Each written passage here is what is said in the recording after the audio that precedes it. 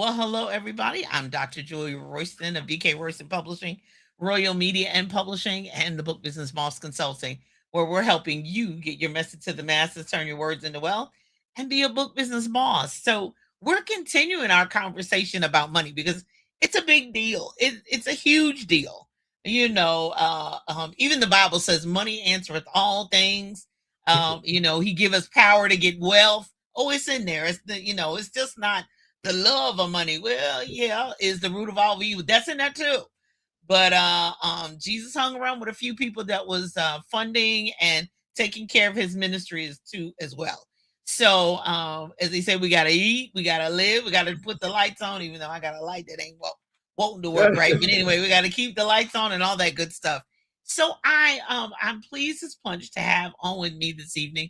Feel free to chime in, share, like, and all that good stuff. But Mr. Dale Morgan, who is, as they say, ripping up the airwaves and making big money moves. And one of the things that I'm the most impressed by, and we've got to talk about, is the reaching back to the younger generation to make sure that they don't make. So, and I'll put myself in there too, because credit cards, cut your life short.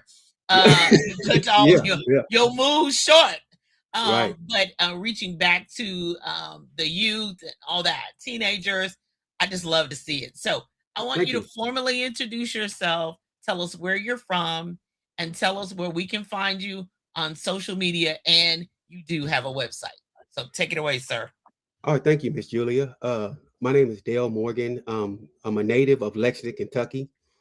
Uh, I graduated from Eastern Kentucky University with a degree in accounting and finance. And you can find me. My website is foundation47llc.com. You can find me on social medias. I'm on Facebook, Instagram, and LinkedIn as well. I have two LinkedIn pages. I have Dale Morgan, and then there's Dale Morgan Foundation 47. So you can find me on LinkedIn as well. But Absolutely. one of the things that really fueled the establishment of my company was, hey, I grew up in the housing projects in Lexington, Kentucky. I was on government assistance.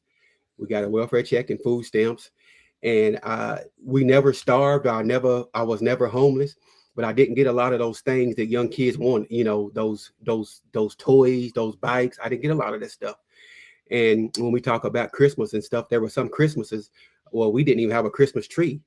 And again, I'm thankful for my life and the way I grew up, because it made me who the person I am today. But it wasn't really fun growing up that way. Is all, is all I'm Hmm. gonna say.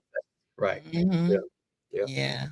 So what does that so what would you well first off, what would you tell the younger Dale Morgan? What would you tell him if you could go back and look at all the kids with the bikes and I know what that's like, or with the cool stuff and and but I had Yeah. all of that. I was kind of a spoiled kid. So I had all of that. But if you had, and I understand it, and having taught in Yeah. schools in Title One and holes in the shirts and that same Yeah. ketchup stain on Friday. Now this might not be your case because I'm quite sure there's all levels of accountability for all mothers are not the same. But Right. I did have kids that were um, came to school with that ketchup stain on Monday, and then I Yeah. saw it. It was still on there Thursday, and that was that Yeah. same shirt. And fortunately, we had facilities in the building that could get him a new shirt. Right. But my thing I was the most angry about was the teacher. I'm like, Right. you didn't see he had that same shirt on Monday and this Thursday, girl. What are you doing? You just have 25. I teach y'all 600. Like you Right. didn't see it. And so what would you tell your younger self What I that would tell my you're about 8 or 10 years old? What would you go back and tell her? what I would tell my younger self in young adults now is that the way I grew up, when I look back on it, it made me who I am, and it made my life easier going forward. Now, this is what I mean in terms of conspicuous consumption, meaning we buy all these things to impress other people.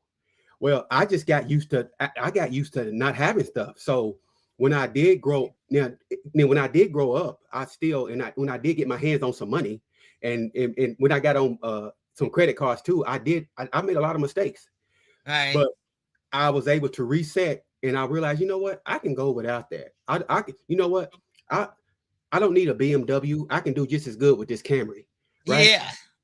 Yeah. And Yeah. it made me also too in terms of peer pressure and outside pressure, because I went 12 years without a car payment, but that whole Mhm. time people would say to me, man, why don't you get you another car, man? Why are you driving that car? You should be driving something that looks better than that. And my reply was always, that car gets me to where I need to go, And I Absolutely. drove that car, Absolutely. and Miss Julia, I drove that car until it got to the point to, well, okay, now it's breaking down a lot, and it Right. then got forced, and I had to get another car. Yeah. Yeah. And even then, with that being said, I was able to put a substantial amount down on a down payment because I had went without a car payment for all those years, Absolutely. Absolutely. right? Absolutely. Right. So I would And say, to sum up what I would say, just be patient, and your time will come. And I understand you want to enjoy your life, particularly when you're younger, because you don't want to get old and you have all this money, you can't really enjoy your life. Try to balance it out as much as you can. right. But you Right. still Right. always want to be thinking towards the future. And Right. and me, there's this thing called a generational sandwich, right? Right. A lot of us, if you're not familiar with the term, a lot of us are finding ourselves in that because we're having to go through who you are have been successful, probably financially or whatnot. You're having to send money back to help take care of parents, siblings, other family members, and you got to take care of yourself and your kids as well. So all that money that you're having to send back to take care of family and friends or whoever, parents or whoever else, that could be money you could be using for generational wealth and to actually to uplift your kids itself. So I Right. would say just it everything with me starts with mindset, right? We have to understand that, again, with the conspicuous consumption. I don't try to impress anybody. Do I like to look nice and stuff when I go places? Yes. We But all do. We should. I'm not going to go spend $1,000. Like, I get people reach out to me trying to sell me custom made $1,500 suits. No, it's not happening. I could, I do bargain shopping. I go, my suits cost me $150 to $200, and I make them look good, right? Yeah. Right. So Absolutely. yeah, Well, another thing too is that, at the end of the day, I always say, well, wait a minute, what bill did I'm like the kids on TikTok, which bill do you want? Which right, one do you right, want to take this month? Which one you right. want? So it's like anything else, you got to make a decision about your life. And it can't Yeah, be based on someone else. everybody It else. has to be Right. based on you. Now I know a lot of people say, well, I just do it because I do like to do good. Yeah, but if you don't have enough money to make the month, Are you right? is Are you that doing that? really yeah, right. Is that Are you doing really that? And you can't pay? And are you doing that? Are you buying that outfit or them shoes, and then you borrowing money from somebody else to pay your bills? And right, that's the right. difference. If you can Yeah, do that, and you can still meet your debt obligations, and save money and invest and live comfortably and taking care of your kids, that's fine. A lot of right. people that I encounter, they're doing that, and then they have to go borrow money from somebody else when they come up short, Exactly, and may exactly. or may not pay you back. See, that's a whole nother story. That's another conversation for another day. But I Right. think going back to mindset, it has to be how you see yourself. Yeah. And it has to be how you view your life and what the importance of your life. And I'm telling my friends, I've told my family, I'm getting a really at 62 years old, I'm getting a strong no in my spirit. Yeah. There's a lot of no's. Yeah. That's a lot of, whereas in the past, 20 years ago, anybody, yeah, Yeah. green, let's go. Yeah. And I'm still let's go, but I'm moving slower. I'm Right. moving. Do I have to have it? Right. Do I necessarily need that now? Should I save for it? Should I get it on my birthday? Should I Right. get it for Christmas? Should I, or is it necessary now? Brian and I, let's see. We helped cars we still got one we bought from Uh, 2009. We keeping it till the wheels fall off. We might right. have to get some air conditioning this summer, but otherwise we good. The heat works. We ain't worried about it because it's Yeah. roomy. It's old. It's more of my travel car, my a festival car. It Yeah. enables me to have all my tables in it, my chairs, All my books can go in it. It's big and Right. roomy inside. So Yeah. why do I need to go invest? I wanted one, but why do I need to go invest in a truck? I don't need that. Do I need that? No. This Hey, 2009, it works. It does what I right. wanted to do. So you have to get your mindset of what you want for your life. And it You know what has I to be where you hungry and you can't get it done. you know what I used to tell those people who used to always tell me I should get another car? You know what I used to ask them? How much of my Well, car payment are you gonna pay? now that cut it down all the way, didn't it? You That's gonna what I come used through to every say. month. Yeah, Yeah, yeah, yeah. yeah. So we But look at this. Go ahead. you mentioned something else though. I'm gonna talk about real quick. You mentioned holidays, and I tell people too. I can remember when I was growing up, it was common practice. If you look up, it's essentially there's a holiday every month, right? Valentine's Day, Christmas, New Year's, Father's Day, Mother's Day. There's a holiday every month, and I know a lot of people who go all out for these holidays, but Yeah. try to avoid those holiday spending traps. You know what I'm saying? For 4th of July, when I was a kid, everybody in the neighborhood, you had to have a new outfit for 4th of July. And people will break their necks trying to get new outfits. And guess what, Mr. Julia? We weren't even going nowhere but walking around the neighborhood. But people made a big deal out of that. Yeah, Get your 4th of July outfit. Get your 4th of July outfit. And yeah, we people, did. and Christmas stuff, people were spending $500, $600, $700, $800. That's easy to do now. You could buy Yeah, 10 it's iPhones. easy. Yeah. That's now, but back then, people were spending money, and even today, they're spending money that they don't really have Right. to whether it's a new iPhone for these kids, these video games. And I'm not saying if you can afford it, if you want to do that for your child, do that. But a lot of people, when I was coming up, were doing it, and they really couldn't afford it. Absolutely. Absolutely. That's where the Kmart layaway happened and Yeah, the yeah, layaway plans. And yeah, I mean, and that really helped a lot of people, we thought. right, But over time, I don't know. I right, don't know. Spending money. So number one, you got to think about your mindset. You got yes. to think That's about where it starts. what is important, what definitely is for you and for your family. You have to have your own boundaries, limits, and Yeah. your own borders. Okay, so let's talk about generating income. How are we Okay. going? How are we going to make some money? What are some ways that, I mean, there's plenty of ways to make money, and we want to make sure they're legal. We want to Yeah. make sure Yeah. they're ethical. That Right. Right. we don't want to land in jail. But what are Yeah. some quick and easy ways for So, making money today? and I'm gonna say this, and every time I say I suggest this to people, you know what they say? You know what, man? I never thought about this. So you have a job on your job, your 9 to 5 job, right? Right? So you know what you're going to bring home every 2 weeks and every month after taxes, your net pay. Right? So I tell people the quickest way outside of getting a raise or working some overtime or taking on an additional job is to go through all your expenses and see where your money is going Yeah. and see where you can cut back. I tell you, when I sat down and I did my finances years ago, I was spending like $175 on subscriptions. Right. So guess what? I try to, and see, here's another tricky thing. They don't want to let you out of those subscriptions, Oh right? my Lord. So Send you when round and honestly, around and around and around and around in yeah. the websites. And you know what? When I couldn't get out of subscriptions, I just called the bank and said, you know what? My credit card's been compromised. Give me another number. Give me another Yeah. credit card number. And Yeah. that's how that was the only way I got out of some of those subscriptions. Yeah. But when I did that, it freed up $175 for me. So now I'm bringing home another $7,500 that Right. I was spending on subscriptions that I wasn't even utilizing. Right. So Right. that's one of the first things I do.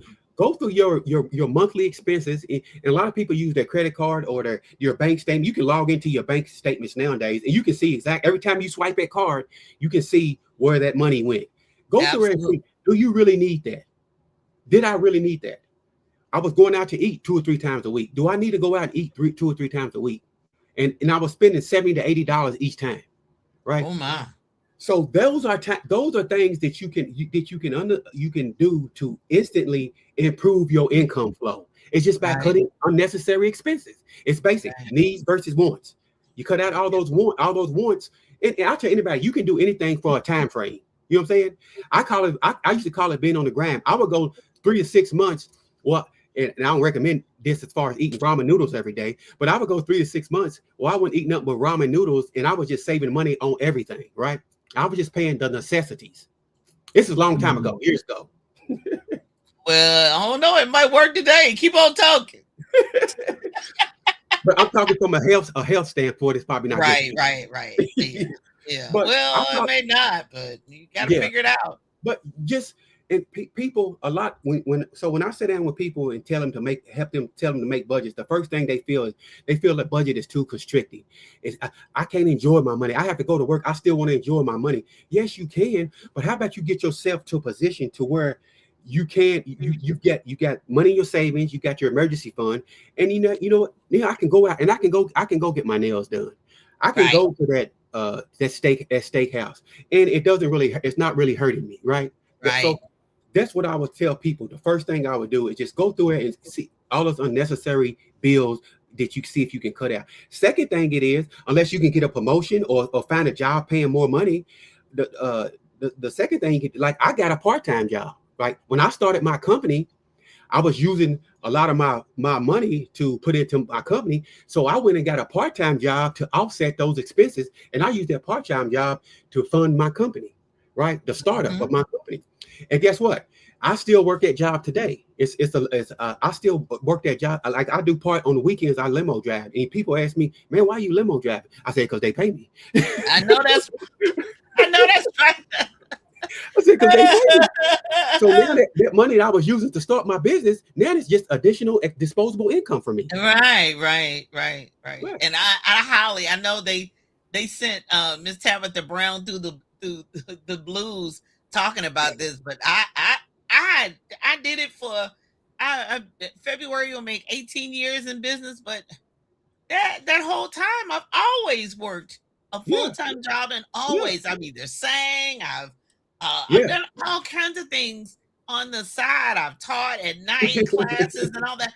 And I'm like, well, who didn't know that? Why was that a problem? To not quit your job with benefits and then work on your business? I mean, like, isn't that the smart way? I mean, who would want to do all of that? And I know there's some businesses where you can't work a job and you have to be in it and you have to have all this capital saved and everything. But my job always funded my my business, my other outside activities. I would be able to sing at a funeral, sing at a wedding, and then hello, and got gas money over here, and then lead worship on Sunday, and then oh man, I did 72 events, sang 72 places in 1 year, and people like 72. I said, yeah, and there's only 52 weeks in a year. How did that work? Right. And I said, but it was because the job I had was good, but it was one of those jobs where I had a lot of leniency, and it worked. Now, when I moved up to public school, man, they had me on lockdown. They paid me more, but I was like, I don't like this being on lockdown. I like my freedom of private school. I didn't like the money of private school, but I was like, I like the freedom of private school. But you have to make adjustments. You got to decide. Yes. All right. I got to look long term. I've got to look forward rather than, just temporary. That immediate gratification will get you in trouble. And don't have any shame, Julia. When I started with that limo drive, I had no shame about being a limo driver. I had no shame. What's wrong with that? What was wrong with that? Again, all of this goes back to your mindset. Yeah. You know what I'm saying? This is mindset. People say, "Oh, you limo drive on the side?" Yeah, I do it. I mean, I make some extra nice money on the side too by doing it. Yeah. This limo job. when you saw me in Vegas 4 or 5 months ago, that limo job paid for it. There we go. Yeah, but don't hate the player. Don't hate. Don't hate on us. Just. I want to say something to Miss Julia because, and again, it's all going back to mindset, right? growing up the way I grew up, I quickly learned that people weren't going to do anything for you, right? Some people, now you had some family and parents that looked out as much as they could, but it became instilled to me, it was instilled in me, Dale, if you want this, whatever future you want for yourself, you got to go do it. Now, if you can get people to help you and get somebody there to share your vision and dream with you along the way, that's great. But ultimately, it's up to you. And that's just like with people's personal finances. It's up to you. Are you tired of living from paycheck to paycheck? Well, you got to do something about it.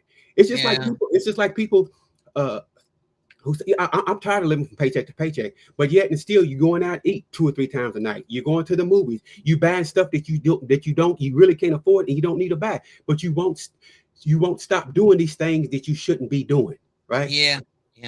You're almost like addicted to something. Like like it's an addiction to you. Well, I'm addicted to the clearance rack. The clearance rack.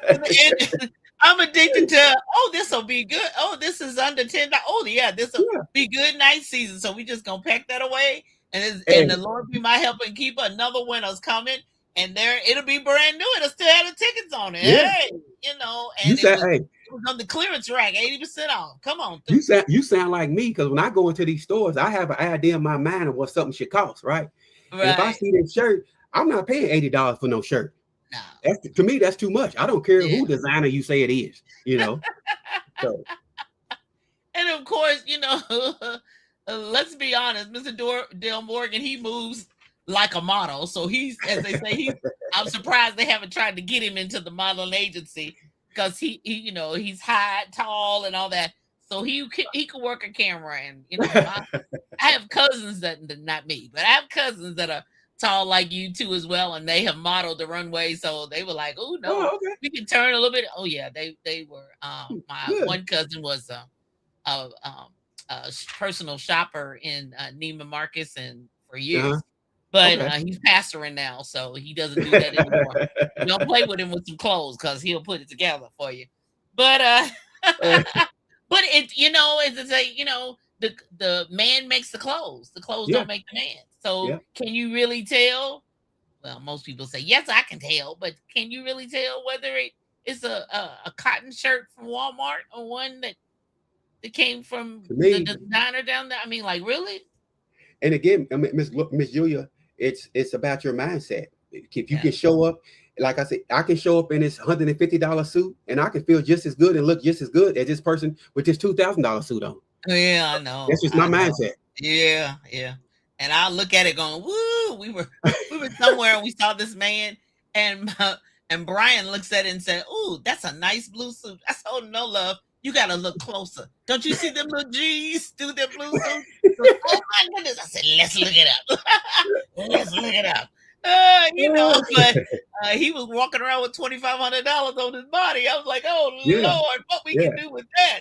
But, I mean, it's his mindset. And his bank account, and that's his credit card. He got to worry about it.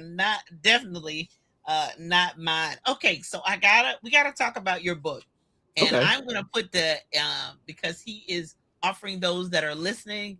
Go to Dale.Morgan, DALE.Morgan at Foundation47LLC.com. Yes. And just send a request. Put it in. The title of the book is The Wealth Equation. Yes. Or simple strategies for building wealth. I think that's the yes, that's it. So that's it's the wealth equation. So if you want a copy of that, he is offering it to you free of charge.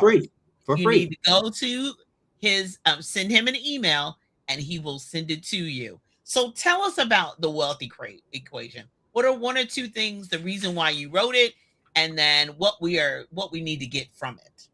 Well, one of the main reasons why I wrote it is because once I figured out that my mindset was the biggest obstacle in anything you want to do in life, I said I had to share with people how once that light bulb clicked with me, and all of those things and those experiences that I experienced over my life came back, and I was able to use that as fuel to go forward in life. I wanted to tell people it's mixed with a lot of real world scenarios, things that I did, financial tips that I used along the way, I've been working as an accountant at Purdue University, University of Kentucky, in the city of Lexington. And all three of those jobs, I learned something in those environments that I could apply to my personal finances. So I talk about some of those things in the book as well, right? So it was just not me wanting to, and you mentioned me going back into that same community that I grew up in and teaching those kids about personal finance, because nobody was teaching me none of this stuff, right? I'll be honest with you, in full disclosure, neither one of my parents had graduated high school, so I wasn't getting this stuff at home, right? Right. So I try to go back and give kids this information. Now I can get, like I tell people all the time, I can tell you what to do and suggest. I can give you all these textbook concepts and strategies and real world examples, but if you don't apply it, you know, I can't. It's like leading a horse to water. I can lead him to water, but I can't make him drink. That's it. That's it. Right? You have to apply these concepts, and that's what the book is about. It's really about changing your mindset. Mm-hmm. Wow. That Dale.Morgan at Foundation47LLC.com. Yeah. So tell us about what has been a couple of the things that because the kids talk. As a retired educator, I know if you don't want your business told, don't be asking no children. And my granddaddy said children, because the children will talk. The children will talk and tell on you.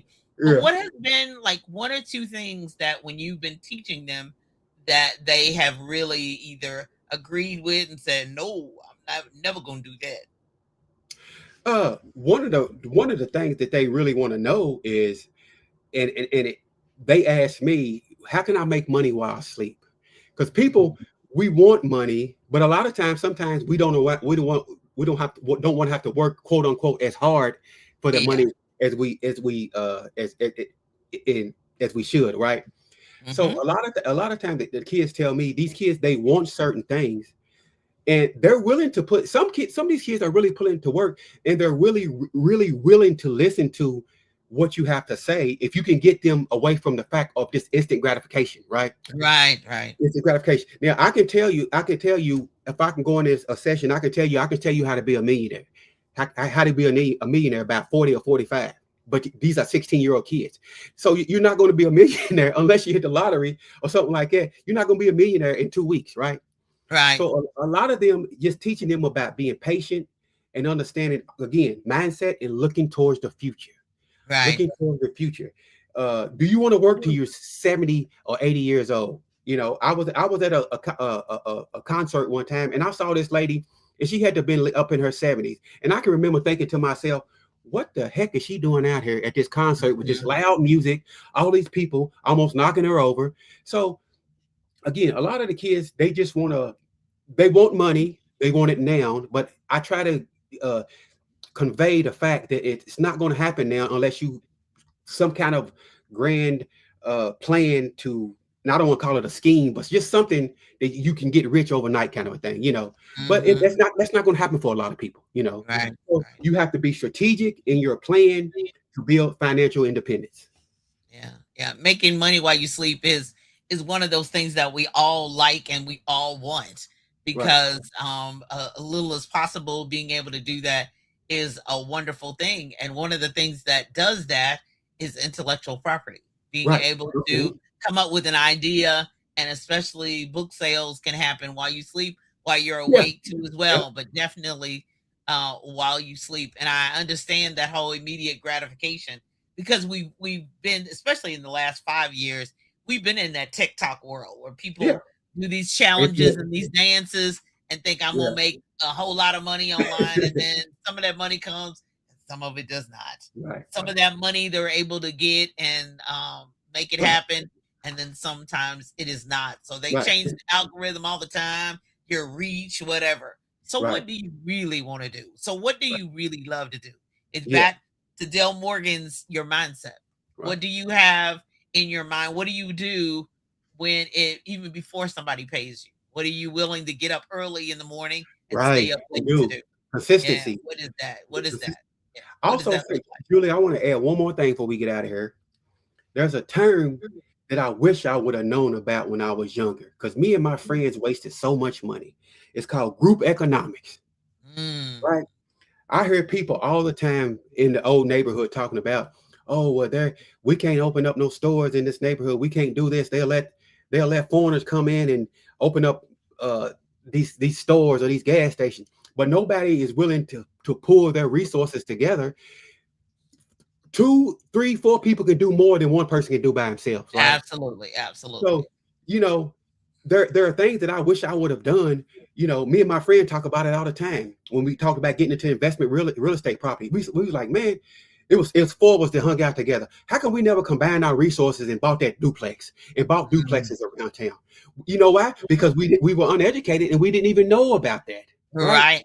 We was too busy spending our money on depreciating things instead of appreciating assets. You got to go see the Wildcats play. Come on, even if you're in the nosebleed section, you got to make sure you got that and see the little girl down 4 rows down. Come on, I know Lexington now. Yes, I lived there. I didn't live there but a year, but I know Lexington. And it's the whole thing. And there's nothing wrong with the game, and there's nothing wrong with winking at the little boy 4 rows up. But after so long, you got to have a plan. You got to have a strategy. You got to have a, when I went to UK, that's where I got my first master's. And when I went there, I told my parents, I said, I just need 1 year. Take my car note for 1 year. And I was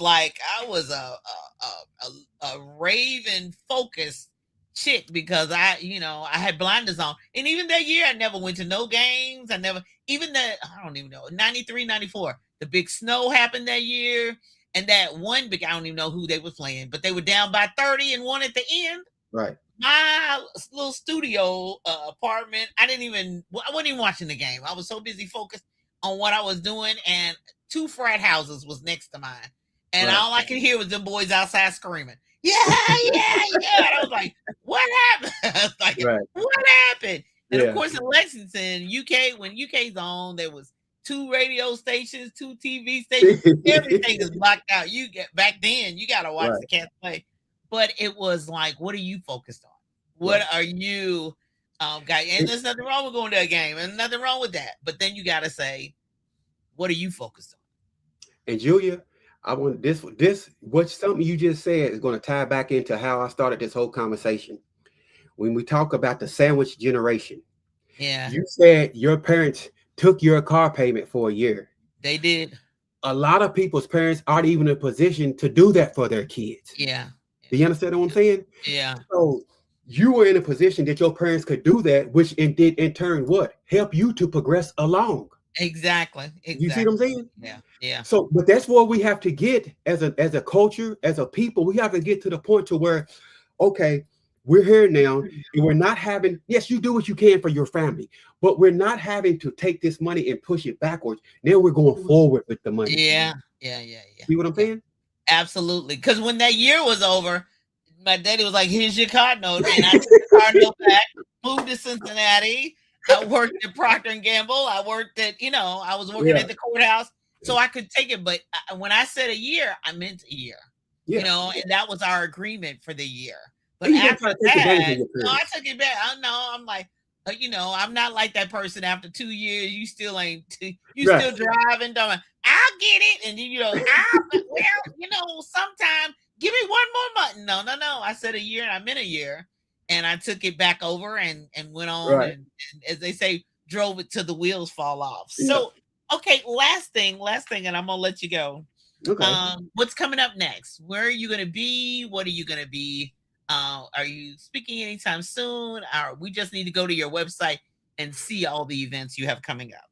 So I have a couple of events. I'll be down in Morehead State University in, I think, January 27th.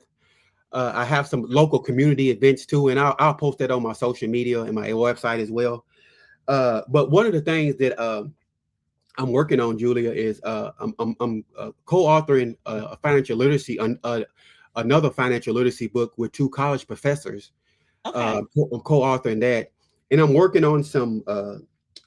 There's a financial literacy app I'm working with a bright young man out of Louisville, Kentucky. His name is Khalil Garman, and he has a financial literacy app called MoneyBot. And I've been working with him on development of that, and we're going to get that out to start soliciting that to public school systems. Oh, so wow! So that's one of the big things that has been taking a lot of time, and what I've been having to do now. But that's what's on the Absolutely. horizon. Absolutely. Absolutely. Well, congratulations on all that you're doing and all the recognition and all the accolades. Go to his site, follow him on social media. He's winning awards all the time. He's turning it upside down in Lexington and surrounding. He is also on envision-radio.com. He's a host there. So tune in to listen to him, Foundation 47. And so all of the things that you're doing, congratulations, and taking that financial literacy thing on, because we're going to need it. And we're definitely going to need it for the next generation. I'm proud and excited that the Thank you. next generation is trying to learn how to, and the organizations that are having you come Right. are striving to impart into the next generation. You can get the free ebook of the wealth equation, and Yep. then go to Dale.Morgan at Foundation47LLC.com and schedule him to come and speak and to be with your youth group and to impart that same knowledge so that we can all go up and go to the next level. Last thing, one of the things that the other communities do that sometimes, especially in the Black community, does not do is trust each other enough to move Yes. our money together. Yes. So it's Yes. a matter of a mindset and a trusting too Yeah. as well. So, but if you have your money in order, you have your stuff in order, and have other people control that part of it to distribute funds and finances correctly, it can happen. Right. Families can do it. Right. But they just have to have it structured in a way Yeah. that can make that happen. The Yep. wealth equation, Mr. Dale Morgan, Foundation 47 LLC.com. Be blessed. You all have a great night. Thank you. Bye-bye. Thank you all for listening.